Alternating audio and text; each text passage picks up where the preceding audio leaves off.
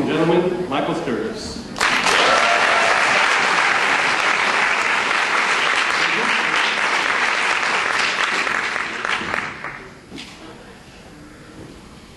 Wow, this is the first time I've seen this film on the big screen. And when we were at the school yesterday, I was trying to convey to the students what it was like in the 1950s, when the studios were coming up with new ways of showing films to try to keep people in the theaters. Remember, that's when television was first coming into the home. And they were seriously and rightfully worried about people staying home and watching TV instead of going to the movies. And so a lot of cinematic advances happened at the time. And one of them was Cinescope. It was this nice wide screen. And it created a new way of filmmaking. And when I was talking to students yesterday, I mentioned how with this nice wide screen, you know, you can have action going on in multiple sides of the screen. And there was a scene here that I thought was a perfect example of that. And that's after McCready beat the snot out of Ernest Borgnine. And he's talking to Smith. And he's putting Smith in his place and saying, you know, you're the big man now, but all these, you don't go out and do these things yourself. You know, you've sent people to do it for you. Now they've all got something on you. And while he's doing that speech, Spencer Tracy is center screen, and he's talking to Smith, who's over there on the screen right, and Hector, James Colburn, you know, sitting here in a chair like this. Excuse me, Lee Marvin. I always get the two mixed up. You know, staring at McCready, and as McCready's giving his speech to Smith, and he's talking to Hector behind him, saying, you know, you've got something on him now. And you see Lee Marvin do this. He's staring at McCready, and then he blinks, and he just turns his head a little bit, and now he's staring at Smith. And in just that little moment, and it's very subtle, and you actually have to turn your head from one side of the screen to the other to watch it. But in that little moment, you're starting to see the schism there. The thrust of this film is this stranger comes into this town with a secret. And just by his presence, just by asking questions, just by digging into things that they thought they had long left buried, this town, these people that were tenuously held together by this tragedy, they start to split. And you know, we see it towards the end of the film as people start to take sides, people take stands that they've never taken before. But I thought in that little moment, just that little eye motion of Lee Marvin, as he shifts his focus from one to the other, you really start to see that schism. So I hope you all caught that. As I said at the introduction, Michael Sturges and I are old friends. We met shortly after he moved here to Charlottesville. His dad was John Sturges, the director of the film, and many other fine films. And over the years, because of my own film background, we've had plenty of chances to talk about films. We'll try not to get too film geeky up here, and we'll try to turn the questions over to you. But when we were talking to the students yesterday, and they had a few questions about it. Are they here, by the way? Hey, good to see you again. Actually, we can't see you at all. David, by the way, just to let you know, David's mom, you're here somewhere? David, their teacher? Stand up, please. He's way in the back. He was part of the discussion yesterday.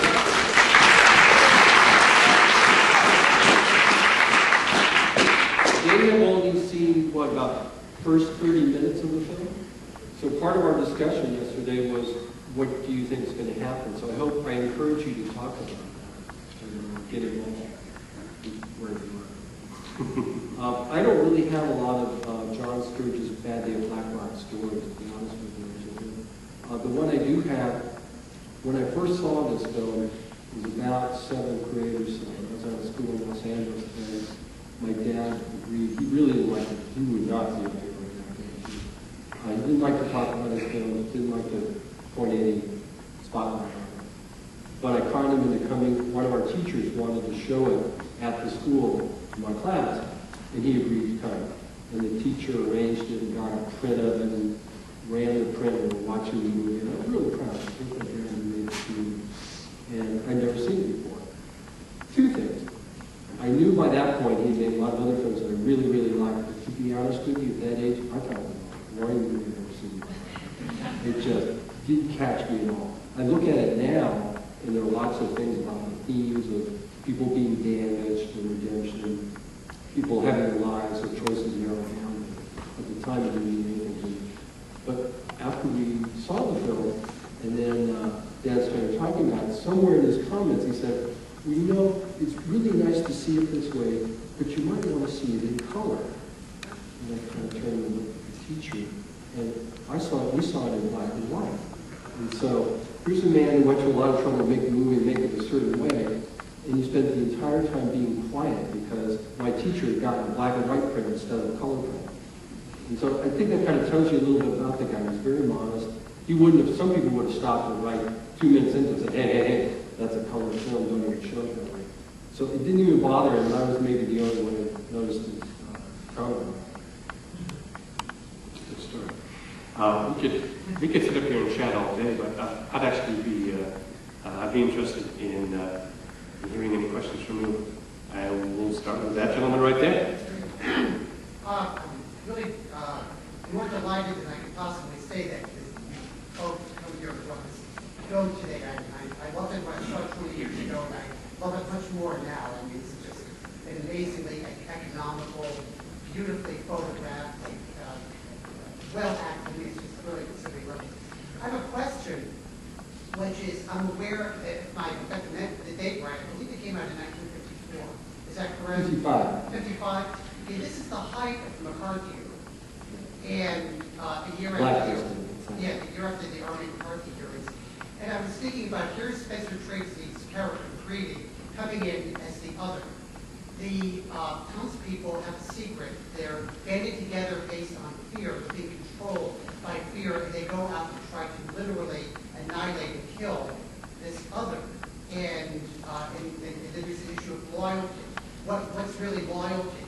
What does it mean? And what's the difference between what does it mean to be a man? A lot of these things coming up. And I was just wondering, Michael, if your dad had in his mind either overtly or perhaps at some other level to make this perhaps the McCarthy era parallel. Let me repeat the question because we're recording the session today and we probably didn't catch it. But the question was about making this film about paranoia and torn loyalty in the middle of the McCarthy era. David Small yesterday asked about his films being masked or image.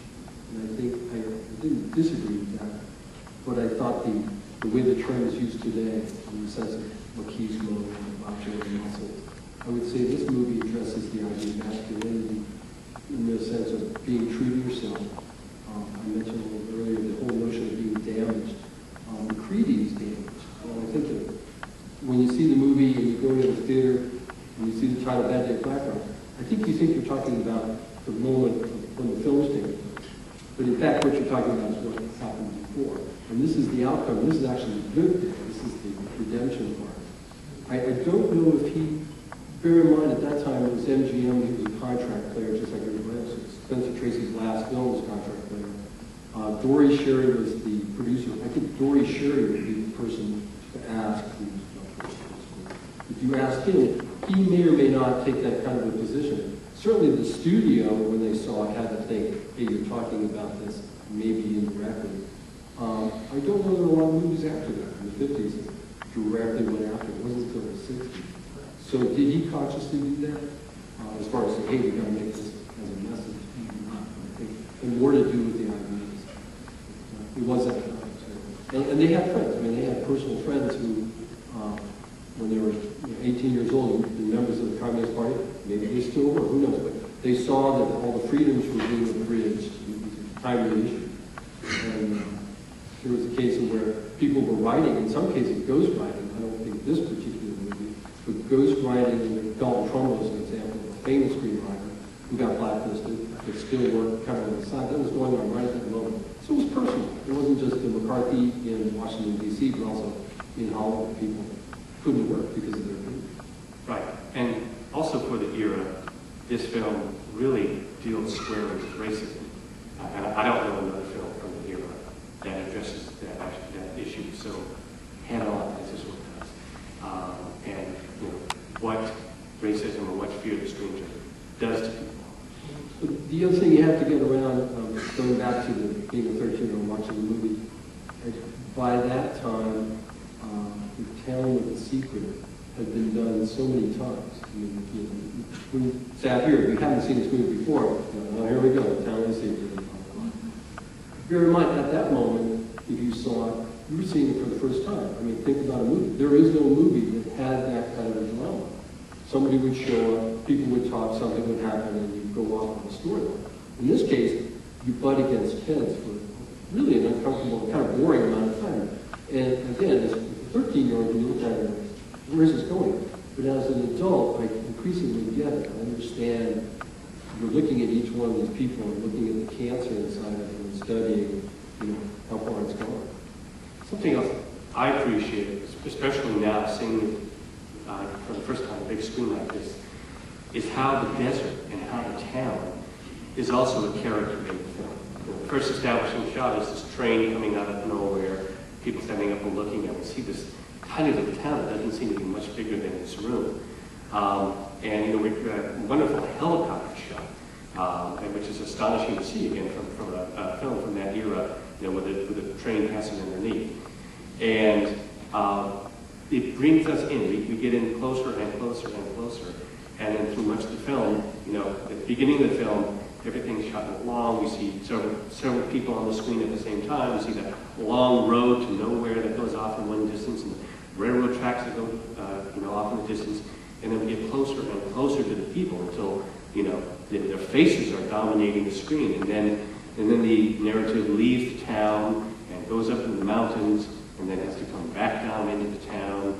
And the camera is really, it establishes a real sense of geography, and that motion, coming into the town, going back up and coming back down, gives the environments that he lives in, really establishes it for us.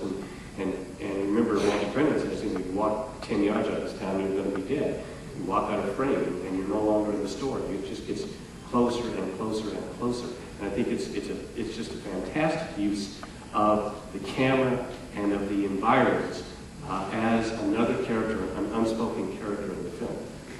The class yesterday asked a broad question about what a director is, and I gave a broad, pretty sad answer to it. But watching it again, I haven't seen it for years. There's one scene, remember the scene where they're all at the railroad tracks? Robert Ryan, Ernest Borgnine, and plotting what they're going to do. And I thought a directorial touch was the scene where Ernest Borgnine is going back and forth with Ryan, and Ryan's just standing. Borgnine's moving around, and at one point, Borgnine is standing on the railroad track, and he starts doing kind of a tippy-toe on the railroad track, tightening. And if you remember the scene, it's right at the moment where somebody gets beside him.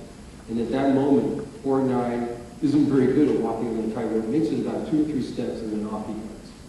And you shouldn't notice it. You shouldn't pay attention to it. But dramatically, it does have a little tip. So that's something that a director, and the actor, of course, but I think that's something the director was really be a part of. It's making that moment happen. And if I can compliment my dad on almost anything in this film, if you look at something like The Great Escape, there's very little about it that's cinematic. There aren't a lot of fancy shots or fancy cutting together. He was an editor before he became a director. What he wanted you to do is come into this room and just seamlessly go right into what's happening and not call any attention to himself. And I think those little kinds of things, you add up enough of those, if you do it properly, it becomes a real world for you. And, even though in some ways Patio Blackrock is stagey, it's very theatrical, there's a proscenium, like the railroad tracks is a proscenium, and you go further into the town. After a while, the first half, I think the class saw it up to the point where Ernest Borgnine is hitting him with the Jeep, hitting the Jeep with the car. The second half kind of shifts gears and changes. So you really start going off of the Greek tragedy paradigm of being a play and start going into a more traditional film where people are chopping it up. I'll take another question in a second. I just want to say when the fight scene started, Michael was sitting next to me, and he just whispered and said, "I love what happens with the screen door," just before it happened. I love watching this with an audience. I've seen it on TV before, but I love the fact that you all cheered when Spencer Tracy started defending himself, because we all wanted him to do it. And even though I knew it was going to happen, to hear everybody start clapping and applauding, I got really excited too. Borgnine is very, he's piggy. I mean, you can almost put an apple in his mouth. See, he was up against the wall and snorting, literally. And so when he goes down like a luau. He just gets But really, he's amazingly physical. I mean, that was him. When he got flipped, that wasn't a stunt. Yeah, that was him. And of course, Spencer Tracy's doing it with one hand. Borgnine, had to help him. And it had to hurt. It had to hurt. So talk about getting him. I'd be curious to hear from the class, if you don't mind, the other folks, but is there anybody up there who saw it the first 30 minutes and has a question other than why? We talked yesterday, and we had some guesses about how the film is going to end. Now that you've seen how it ends, I'd like to hear your thoughts. Go ahead. I do have a question. I thought it was a little bit uncharacteristic at the end when he gave the medal to the town. That seemed a little bit strange. I don't know, it just seemed weird because he had a real personal interest in Kamoko's, like, his, in the hands of the town, and then he gave this medal to the people who didn't stand up for him. I thought that was strange. Just to repeat, he thought it was uncharacteristic. Or I guess you didn't completely buy that at the end of the film, this medal that he's come to deliver, he gives it to the tenant. My shot at that would be, remember, he's damaged too. He's feeling sorry for himself. And the town has redeemed his purpose in that. So I think in that sense, he's just passing on the ball. I don't know that really, to me, it doesn't matter where the actual medal is. I think it's the notion of what the medal is all about should be passed along to the people who. Remember, within that context, someone like Walter Brennan, when he takes a swing at Marvin, if he misses him, there are a lot of consequences there. So that was bravery. And there's more bravery, I think, if you're somebody coming from here, way down here in terms of being afraid, bringing yourself back up. So I think if you use a medal as an indicator of bravery, I think that's the handoff. The theme of the festival this year was aliens, with fools, aliens, immigrant strangers, and newcomers. And I had recommended, getting over a cold, I had recommended to Richard Erskine that we show this film. I thought it fit the theme, because I thought, okay, here's this stranger coming into town. But in talking about this with Michael, he pointed out something interesting to me, that McCready is very much like the people in town. Very much cut from the same cloth, with his own damage and his own secrets that he's carrying. And that the real stranger might be the Japanese farmer. So again, I'd be curious to hear from the high school students, now that you've seen the whole film, if you have some further impressions or some questions about it. Somebody out there. Well, while you're thinking about that, a lot of people are, I know, intrigued by the idea that you grew up in Hollywood. Your dad was a director, and you had famous people over for Sunday brunch. David, I have to be. Yeah, well, exactly. That's every time we've talked about that, you've always said, well, yeah, but everybody you knew was involved in film. It was just it was an industry town. It was no more remarkable than meeting somebody in Charlottesville who worked at the university. Yeah, well, of course you worked at the university. So, can you talk a little bit about that? And okay. Any other questions? They're fascinating people, but I was telling the class yesterday, an awful lot of the business is very, I can't use another word, industrial. It's really it's a business. And so I don't want to pull down anybody who is an actor or famous, but yeah, when you get past the immediate glamour and everything else, they're very similar to you and me. Some of them are nice, some of them aren't nice. And surprisingly, a lot of the ones, the people you see here, Robert Ryan, who played Reno Smith, was a very nice man. I can't, off the top of my head, think of people who you think they're nice, but they're not, but there were. I don't want to name it again. My point of view was really that in some ways, you probably should have, there are probably people out there who know John Sturges films better than I do. I know it from a unique point of view, and I knew him. He was a remarkable guy. That was a very intelligent, private person. His movies reflect things going on inside him, but I don't know if he wasn't somebody who hung out in Hollywood. The brunches were not the Hollywood brunches. There were some people coming over and had scrambled eggs and talk. They didn't sit around and talk about David Small's kids. They didn't sit around and talk about films and the shot and whatever. They wouldn't be sitting there preparing stuff. They'd be talking about their pensions or their parking spot, all the stuff that everybody else talks about. So I think in a way, growing up in Hollywood was remarkably important. Looking back on it now, those were remarkable people and all the different ways in which they operated. It was by my childhood. I wish I had a bunch of great stories. Well, it's very much, it's an industry town, as Michael said. And, your friends, you may happen to have famous friends. Michael just told me that his dad and Robert Wise were roommates many years before. And I'm always intrigued, when he lived in New York, Spencer Tracy was roommates with Jimmy Cagney and Pat O'Brien. Friends put them together, the three Irish guys, and they shared an apartment for a couple of years. And boy, I would just love to transport myself back there sometime and just kind of hang out with those guys. Do you have questions? There we go. There's a question. A couple comments. One, how much did people know about the Japanese unit that fought in Italy? And Spencer Tracy, in the fight scene, he used kind of Asian-style fighting, and and that. Did he learn that from the son? That's kind of like probably a hint in the little movie leading up to the end, the revelation of the son's bravery or whatever. And in the mid-50s, did a lot of people, and this was probably also Would the audience have known that? yeah, we did.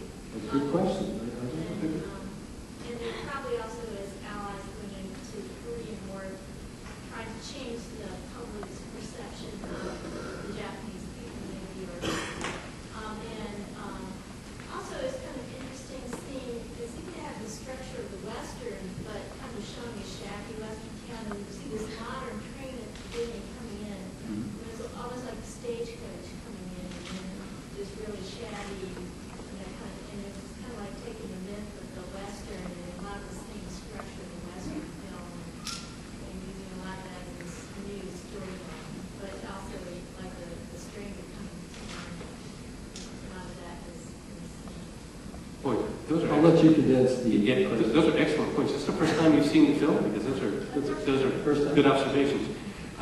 First question was, were audiences aware at the time about the Japanese units, the Japanese American soldiers who were fighting in Italy?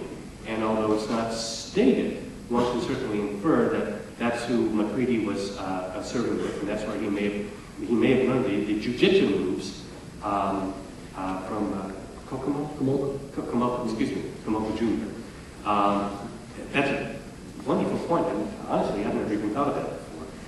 And the other question was, or the other observation was that this is really a Western, and that's certainly true.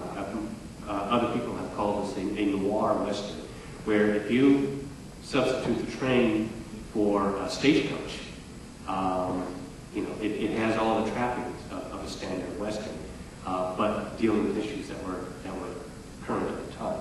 The part that makes that poignant for me, the Japanese-American part, is that at that time, paranoia can do profound things, fear can do profound things. Here you had the moxie as a country to basically ask some people to go over here, because it would be too confusing over in the Pacific, so come on over here to Europe and fight on our behalf. But in the meantime, we're going to take a whole bunch of your family and put them in camps, just in case they're not, on our side. And it doesn't, I think the good thing about this film is it doesn't beat you over the head with that. It's there, it's stated. So to get to the core of the beginning of your question about did the public know that, I would guess they probably like the idea that they didn't know that. They kind of go, oh, you know, maybe when you're done with the movies I like are the ones that still make you think about it later on and kind of percolates.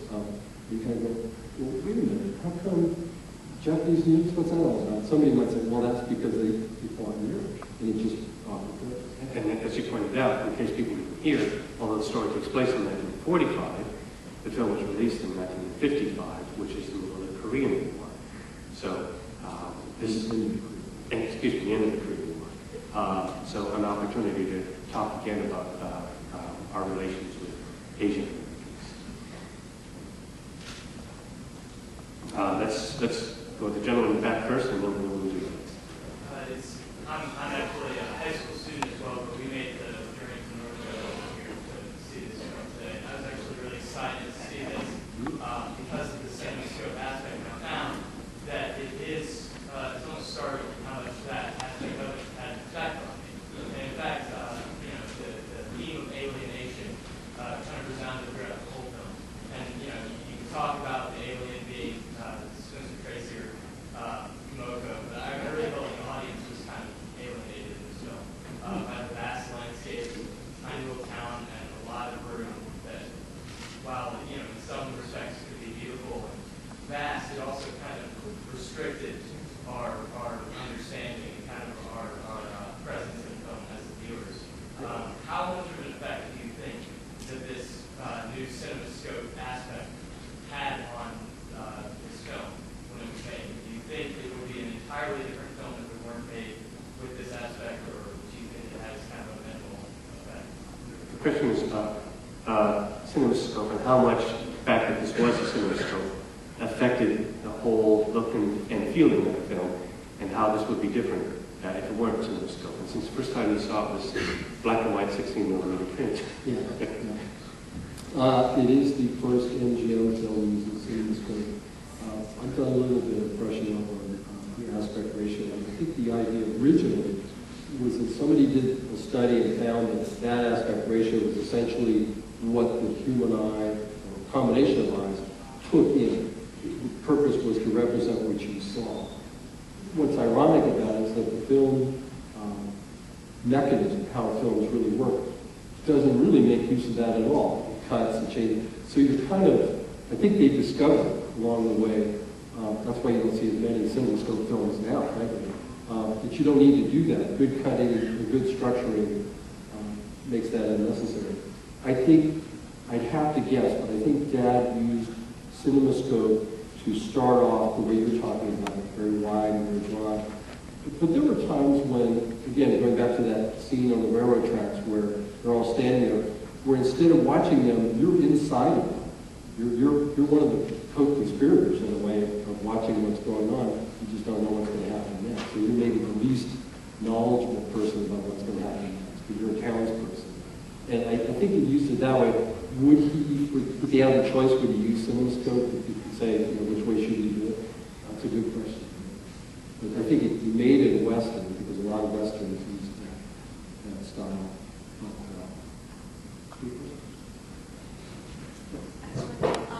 If your dad discussed his process of picking films to do, do you have some goals, some types of movies?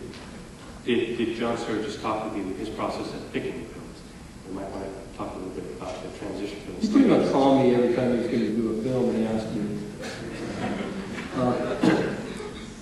He was contracted with MGM, so I think they probably said this is what you're going to do. That was the ending of the studio system, and you know, we don't know that now. We know a different system. The system now are agencies and actors and packaging and projects, but at the time, if you ran the studio, you were going to direct, you're going to star in it, you might be filming something this week, and then you're going to be filming something next week. At the end of the 50s, particularly one man, Harold Mirisch, who worked, I forget where he worked, but he decided to create a company called the Mirisch Corporation. The next movie you're going to see today, if you stay, is West Side Story. That was Mirisch as well. The Apartment. I mean, lots of wonderful films were being made. I think Some Like a Heart was one of the very first ones. My dad was one of the partners in that company, and it was mostly designed with people like Robert Wise and Billy Wilder, people who were directors who also wanted to produce, not because they wanted to be a producer, but rather they wanted to do exactly what you're talking about, which is if they found something that was near and dear to them, they were going to be able to bring it to a studio and say, this is what I want to do. Probably the best example for my dad was The Great Escape, which was essentially a book by Paul Brickhill, and that book had to do with his account of what it was like in the concentration camp during World War II. From that point on, I think he wasn't the only one who made what became the movie. You get a lot of people involved, and if they get excited about it, then it's going to take off in directions you might not imagine. So I don't think when they started the project, Great Escape, they knew there was going to be a Steve McQueen motorcycle chase or any of the other parts of it. He was very projectized. He was very much involved with the next movie. If he had filmed a movie, made a movie, and then it was going to come out in a few months, because there's a big stagger between when you make a film and when it's actually released. By the time it's released, he'd be way off of that eventually. He'd go way off into something else. And I do remember one thing he told me. He would sleep like a baby when he was working on a film in the shooting process, even though it was time when you really had to screw things up. But the minute he stopped shooting and would start going into editing, he'd start losing sleep, insomnia, etc. Because at that point, he had made all the decisions he could make. The film was already there, now you've got to, this is what you have to work with. And I think that when you're talking about how people pick projects, the director, if nothing else, is going to be the one who has that vision from the moment it's the script to the moment it gets cut together. We were talking with the class yesterday about how things are shot out of continuity. I would imagine Bad Day Blackout probably was able to follow fairly continuously, but some of those things were shot in Lone Pine. Some of them were shot on the soundstage. I mean, by today's standards, you look at it, that's a backdrop, and it's not the desert. But that's shot in maybe a month and a half separate. So if you're walking into a building with a scene, and on the inside of the scene you have to continue the emotions, it's really the director who has to look at that. And if you're Lee Marvin and you're a relatively young actor, what are you doing here has to match what you're doing there. So I think they have to be able to carry that over. And he had to pick something that was going to fit what he was able to do well. He became a big action director. I don't think this is a big action film. He would then start making those choices. If I have any regret about his career, looking back, and he kind of voiced this as well, is that his films got so big that they lost the quality of what some of his earlier, smaller films. This is kind of the last film he makes. I think it's going to kind of be OK Corral right after this.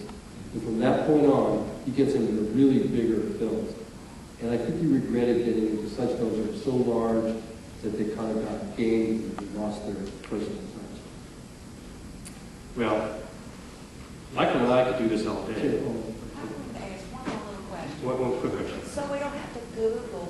Could you name a few more of your dad's films so we can go watch them? He made 3 with Spencer Tracy, The Old Man and the Sea, People Against O'Hara, and this one, he made The Great Escape, The Magnificent Seven, which is probably the most famous, with the exception of The Great Escape, the most famous of his film.